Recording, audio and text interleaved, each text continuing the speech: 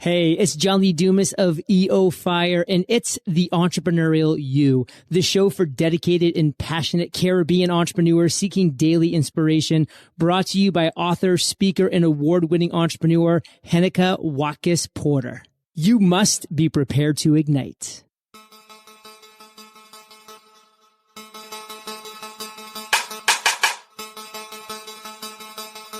We make a living by what we get, but we make a life by what we give. Winston Churchill. Greetings, greetings, greetings, my peak performers. What's up? How are you doing today? I'm Heneka Watkis-Porter.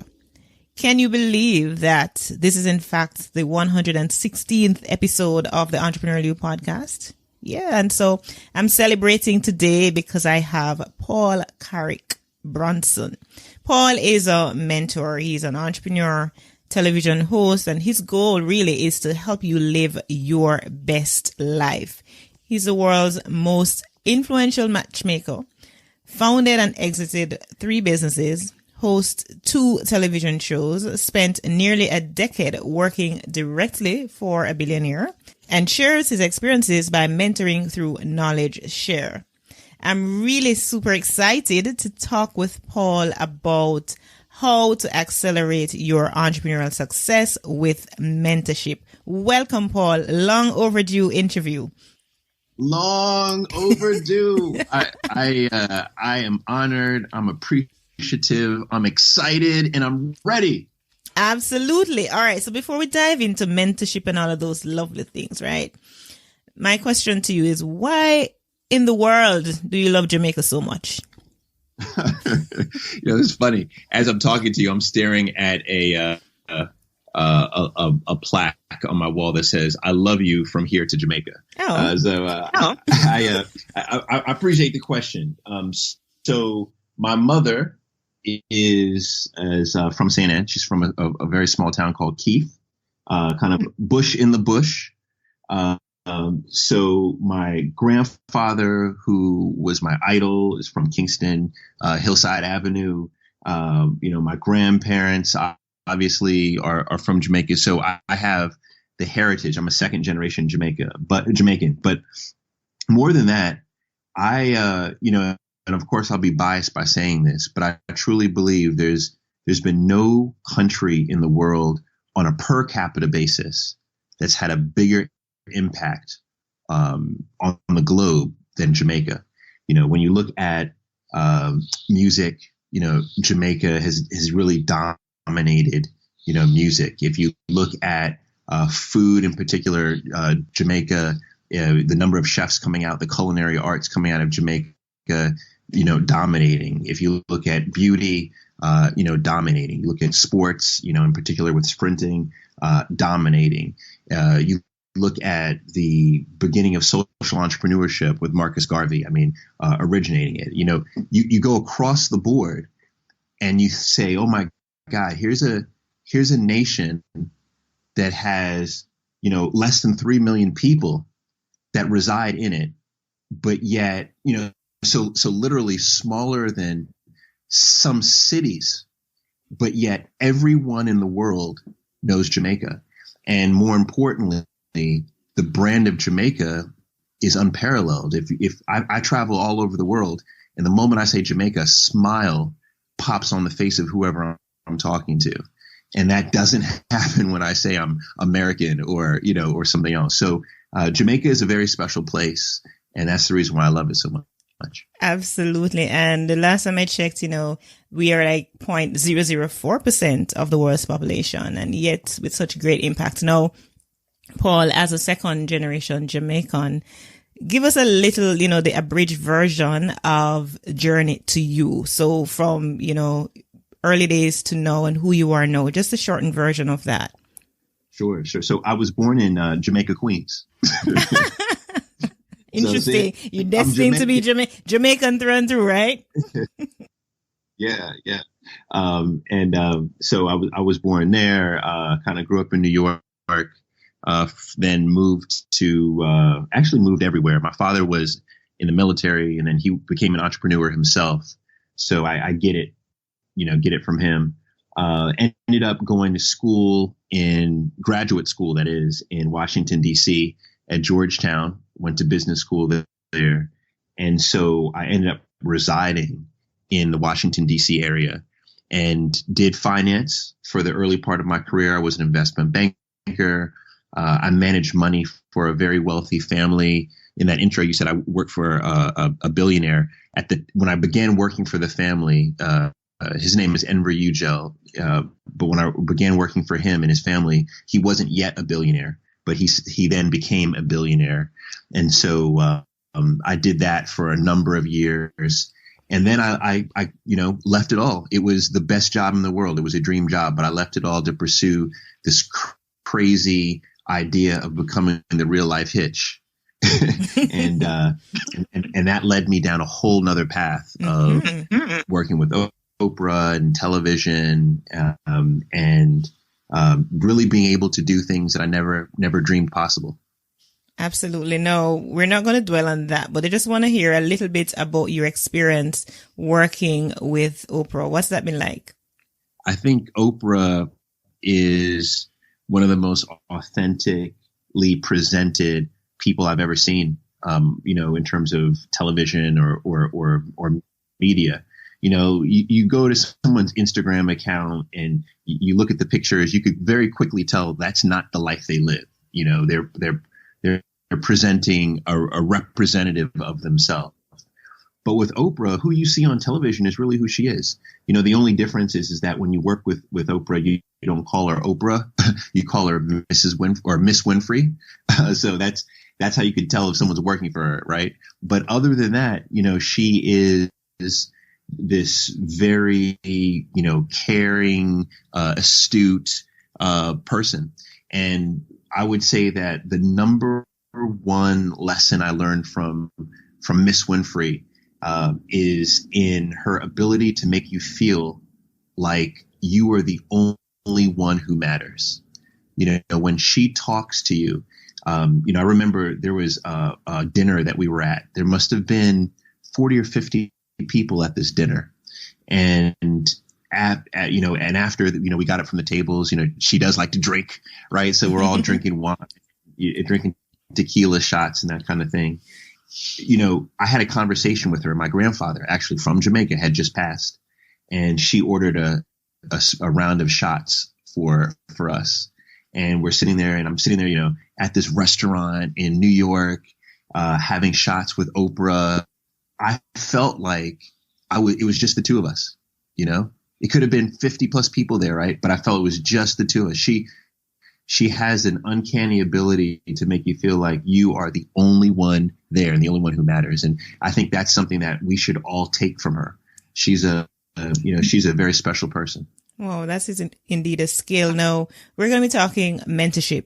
You defined mentorship as a personal development in which a more experienced or more knowledgeable person guides a less experienced or less knowledgeable person. First, talk to us about your own experience as a mentee, because you even had a love mentor, right? So talk to us about that. Yeah, it's fascinating.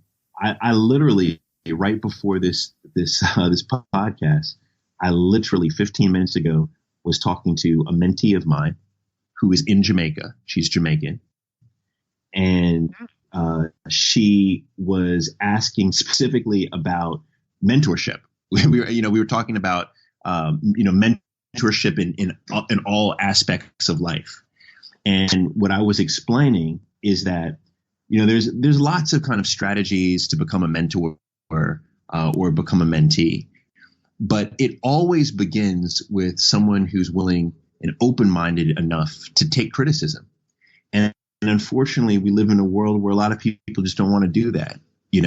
If I said this podcast is way too long, would you say, what are you talking about, Paul? You crazy. I have 100 plus episodes, or would you say, oh, actually, maybe I'll listen to that. Right. And by the way, I'm not saying it's too long. I think it's perfect. No, I know.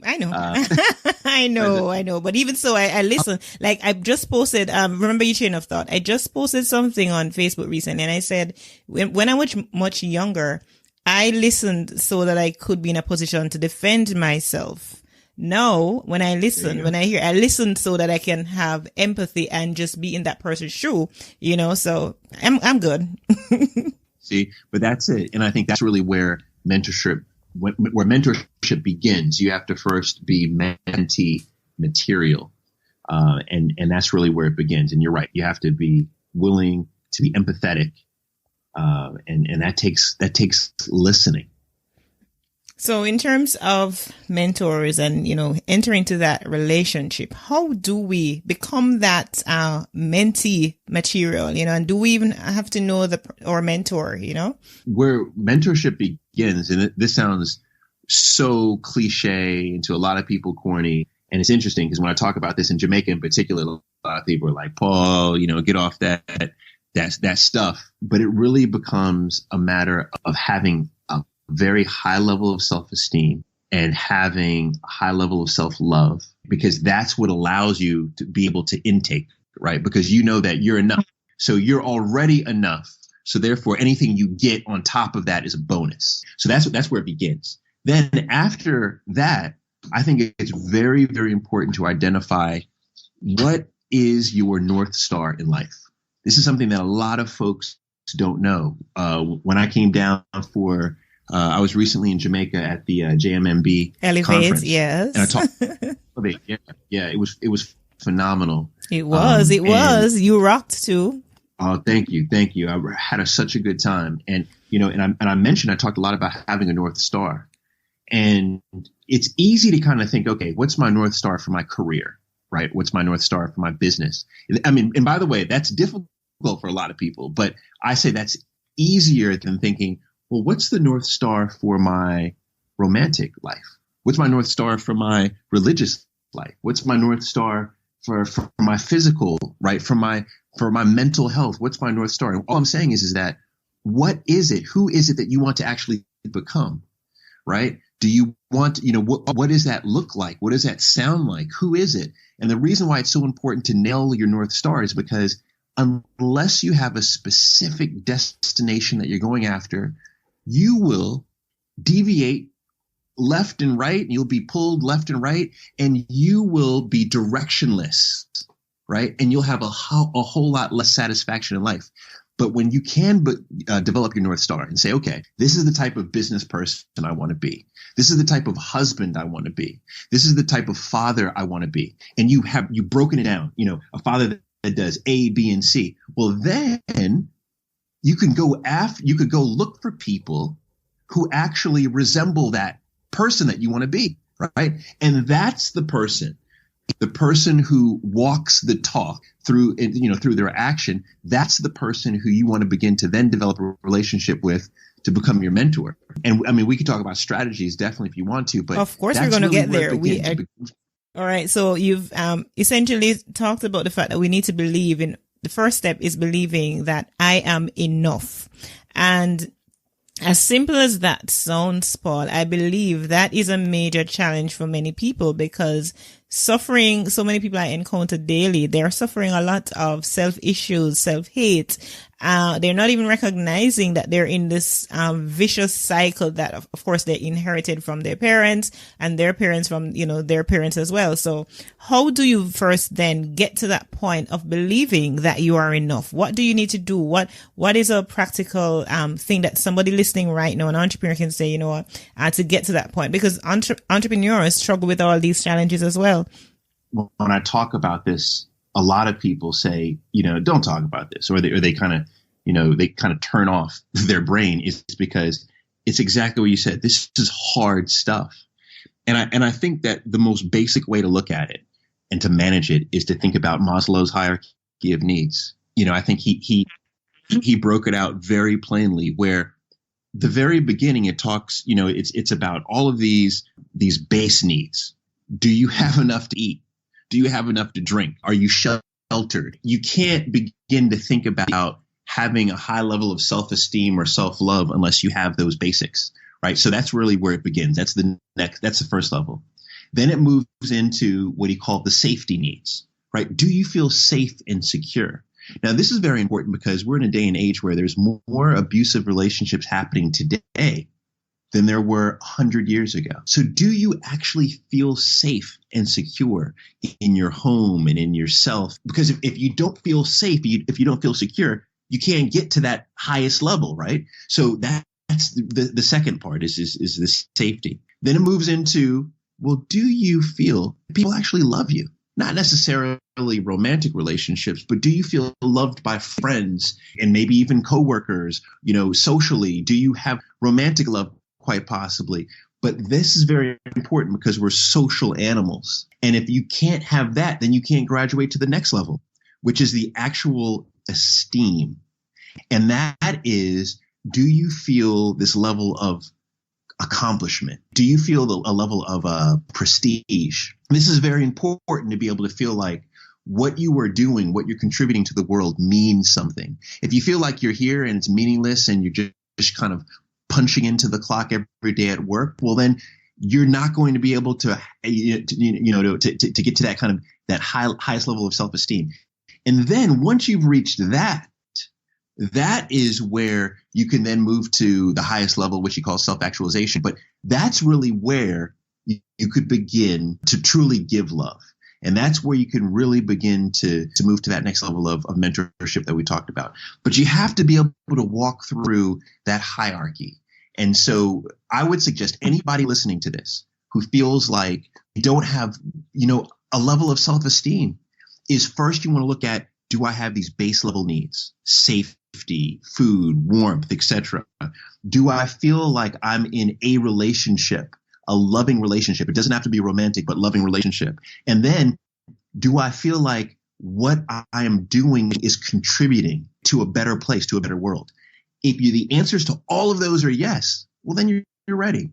The answers to any of those are no, well, those are areas that you have to work on. Interesting, though, because I'm thinking, as you mentioned, Paul, Maslow's hierarchy of needs theory.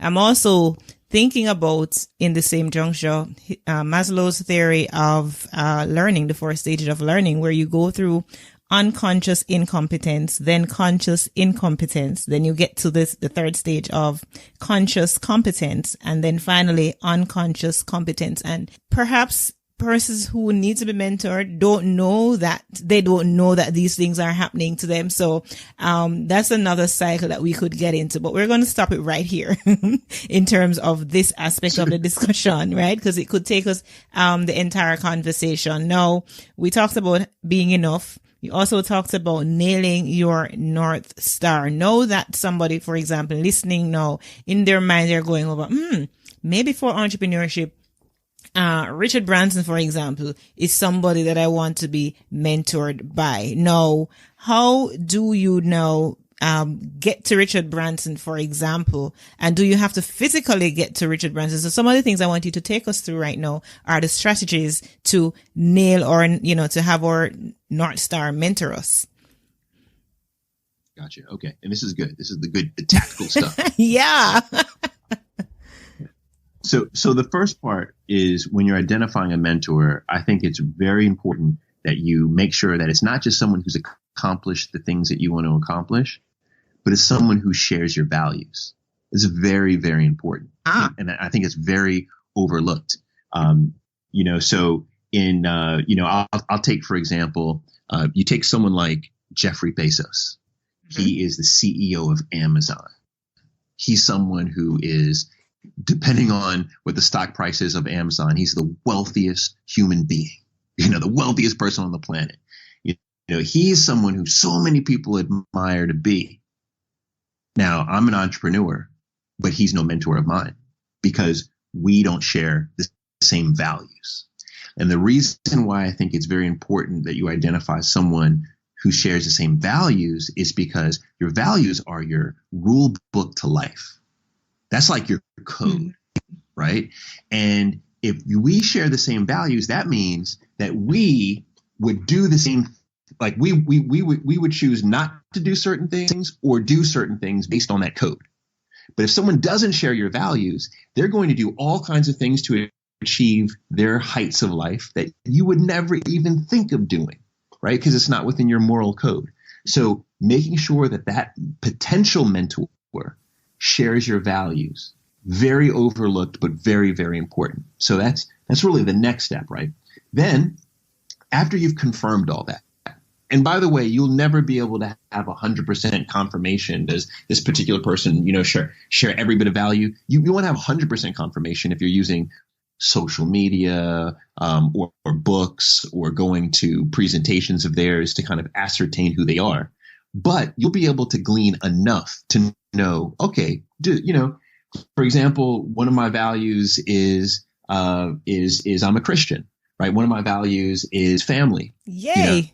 So yeah. Thank you. So go Jesus. I could very quick. There you go. Jesus is more important than Jollof, as I say to every West African that I know. But it's like you could go to somebody's, Instagram account and tell that real quick, so that's where it begins. Then after you've identified all that, you're like, okay, this is the person who walks the walk. They got the North Star. They share the same values, right? Then I think there's two paths you can take, and you could do them simultaneously. One is that we live in a day and age where people are producing so much content that you could probably identify anybody in the world, and that person has a digital footprint, right? They have blog posts that they've written. They have, LinkedIn posts that they've written, Medium posts that they've written, articles that they've written, books that they've written. They've spoke at various universities, and there's videotape, there's footage of that, right? So where it begins, one path is to consume everything humanly possible on that person, right? Everything. And I've done that for many people. People like Reginald Lewis, people like Marcus Garvey, people like who I think should be our next president of the United States, people like Michelle Obama, right? I have really stalked online, and you could do that and you can glean a lot from them. So they could become a digital mentor for you. You never have to meet them, and they will impart wisdom on you that you'll be able to use in your life. So that's one route. The other route is if you want to physically connect with the person. And what I believe you could do, and I've done this successfully myself, is you identify the person, and then you figure out, after you've stalked them right online, you figure out how can you add value to that person. Now, adding value is a term that so many people use right now. We don't even know what it means anymore, right? But the way I look at adding value is helping someone get closer to their goal. So if you're looking at whoever's account, you name them, right? You're looking at Michael Lee Chin, whoever's account it may be, you could say, okay, what can I do to help this person get closer to their goals? So that means I have to figure out, well, what are their goals, right? What are they trying to do? Oh, here's what, Michael Lee Chin might be trying to do with this particular bank, or here's what he's trying to do with, in the Blue Mountains with regard to his coffee facilities, or here's what he's doing with regard to the hotel front, or it looks like he is getting ready to launch a new product. And so therefore he probably wants publicity for that. He probably wants to, a platform like to be on a podcast or to be, in a magazine, right? What you identify those goals, and you have to be astute enough and really a stalker enough to know what those goals are, to be able to just discern those goals. And then you come up with ideas on how you can actually add the value, how you can get them closer to their goals. And I didn't just arbitrarily pull up Michael Lee Chin. I said him specifically because I did the same thing with Michael Lee Chin, where I reached out, and one of the shows I host is Our World for Black Enterprise. And I reached out to someone on his team, and I said, we have a conference. I have an opportunity to interview someone live at this conference. I would love to interview Michael Lee Chin. Here's the reason why, blah, blah, blah, blah. Long story short, he accepted, right? And it was an opportunity to meet him. And I spent time having a one-on-one lunch with him before the actual event, and did the event, and so the point there is that if you can identify, and so I guess the larger point is everyone has goals. You could be a billionaire. You still have goals. And if you, as the potential mentee, can identify, here's how I can help that person get closer to their goals, you are a value add. Now, after you've identified the values and the ways that you can add value, then what you have to do is then you have to over and over and over and over again add value. It's not just a one-time hit, right? So, for example, with Michael Lee Chin, I invited him out to this big conference in Atlanta. I interviewed him. It was a great interview. It was great for, for him reaching the goals that he wanted to reach. But did I stop there? No. The next year I was executive producing a television show, and they wanted to shoot the series in an island. So of course, Jamaica is my favorite place. So I said, but let's not just go to Jamaica. Let's go specifically to what hotel? To Trident, to his hotel. And I've found too, with potential mentors, here's the thing, especially if it comes to business, people will love you when you put money in their pocket. When you put money in their pocket, they will love you a much different way than if you're not putting money in their pocket, right? Even if you are a business. So you want to continue to add value over and over and over and over and over again. And then after adding value over and over and over again, this may take you years, right? This may take you 4, 5, 6, 7 years. Then what's going to happen is what Sheryl Sandberg said, or what she wrote in her prolific book, Lean In, right? Sheryl Sandberg, CEO of Facebook, in her book, Lean In, she wrote, you shouldn't ask anyone to be a mentor. If you ask someone to be your mentor, it's too late. Instead, you should just acknowledge this person, wow, is my mentor. And what I mean by that is if you have interaction after interaction after interaction after interaction, right? I'm meeting with Michael Lee Chin, 7, 8, 9, 10 times. On the 11th time, I don't have to look to him and say, can you be my mentor? You be my mentor? He's already a mentor. It just is. It just is. Right? Absolutely. It just is. And that's what's happened to all of the mentors in my life. I've never said, could you please be, right? It's too late. Instead, it is, let me figure out, I'm going to add as much value as humanly possible. And I'm going to keep doing it over and over and over and over again. And I'm going to not only keep doing it over and over again, I'm going to do it from a very selfless standpoint. What I mean by that is, sure, I would love for there to be a mentoring opportunity, but I realize the odds are there won't be. And that's the toughest part, right? To know that you may invest 6, 7 years, right, investing in this particular person, and the yield isn't the mentoring that you were anticipating. But what I say is that there's no waste time if you're always, looking for the lesson, right? And so, a long story short, securing a mentor, I think, can happen in one of two ways. You can go the digital route, right? And just consume everything you can from that person digitally. Or you can go the other route, the physical route, which is going to take a lot more time and energy to invest, but the yield is also much larger. Look for somebody with shared values, because that's important.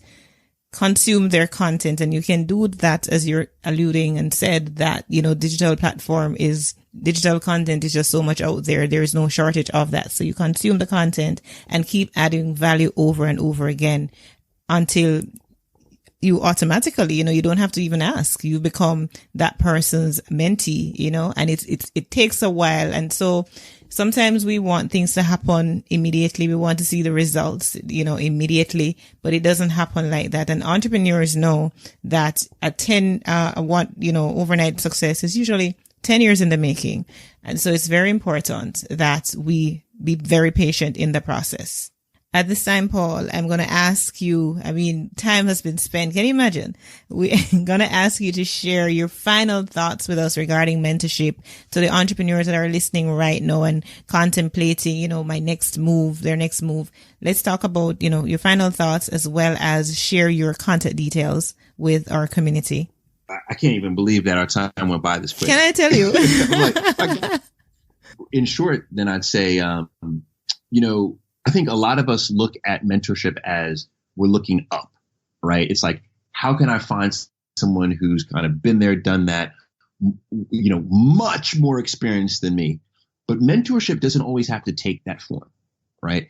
And what I like to say, and it's funny, I just posted this maybe 2 or 3 days ago, is someone had asked me, what's the secret to success? And they said, Paul, I'm sure you're going to say mentorship. And I said, it's actually not mentorship. I think it's surrounding yourself with the right people. And for me, the right people have always been 4 types of people. It's been 1, people who are just relentless workers, right? So you don't have to know more than me, but I want you to be able to work your ass off, right? Because if you're passionate about what you're doing and you're committed, that actually inspires me to grind even harder. So relentless workers. Number 2 are optimists. And I like optimists because at the end of the day, it's very important to be able to problem solve if you want to be a successful entrepreneur. And an optimist is someone who's always looking for solutions. So I like to be around optimists. 3rd are people who are just very inquisitive. And the reason why is because you either, question everything or you learn nothing in life. And so people who are inquisitive help me to become, more inquisitive. And then last but not least, dreamers. Willy Wonka and the Chocolate Factory, that's my favorite movie of all time. And I like to be around people who make my, dreams, pale in comparison. And so if you're, so what I'm saying is that I get mentorship through the dreamers, the inquisitives, the optimists, the relentless workers. Just make sure if you're listening to this and your goal is to level up in your career, make sure you are surrounding yourself with the right people and you are disconnecting yourself from the wrong people. In terms of my contact information, I'm at Paul C. Brunson, Brunson, on every platform but Snap. All right, Paul C. Brunson, what a time we've had. And it has come to an end. I just want to say thank you so much. I value every moment of your time. Again, it's been a year in coming, but here we are and nothing happens before the time, I believe. So I appreciate it. You've added so much value to our community right now. And I just want to say a big, big thank you. I appreciate you. And can I say one thing? Sure. About what I think makes you stand out is that you are consistently persistent. I really want to shout this out and tell everyone this is a characteristic that we all have to embody. Think of when people send emails. People send an email and say, oh my God, this person didn't respond back to me, in a day or two, and they'll just give up, right? Or this, we are so quick to give up now. This interview, this is a year, right? You've been consistently and persistent. And in order to make it happen, this is the reason why you're persistent. You didn't just send the email. You went through a mutual friend of ours, right? Of course. Big up, David, right? And my point though is that is grit, and that's the reason why you're successful is because you have grit. And so I applaud you for that. And I thank you for acknowledging that, Paul, and thank you for being you as well. I see you being real on social media, and I love it. All right. Thank you so much, my peak performers, for tuning in to this episode with Paul Carrick Brunson. I look forward to connecting with you next week. Until next time, visit HenekaWatkis-Porter.com and see which of my programs will serve you best. As your inspirational leader, I have several resources, as you know, that you can leverage to level up. So today I'm encouraging you to check out my online podcast course or sign up for a live upcoming workshop. Again, visit HenekaWatkis-Porter.com and you will find value to help you on your leadership and entrepreneurial journey. Remember, you were born to win, but to be a winner, you must plan to win, prepare to win, and expect to win. What good? We needed to raise capital, but our experience with local financial institutions was that they were cautious and slow to act, and interest rates were far too high. We had real concerns about financing our business through outside equity investors and the possibility of interference. Could we get a fair valuation for our business? We had our own ideas about the business and its value. Should I go the traditional route of bank financing, or should I try the Jamaica Stock Exchange? So we made a call and experienced transformation of our business through conversations. I'm John Mafood, CEO of Jamaican Teas, and we're listed on the Jamaica Stock Exchange. Give us a call today at 876-967-3271 to begin your transformation through conversation. We want to see your company listed on the Jamaica Stock Exchange.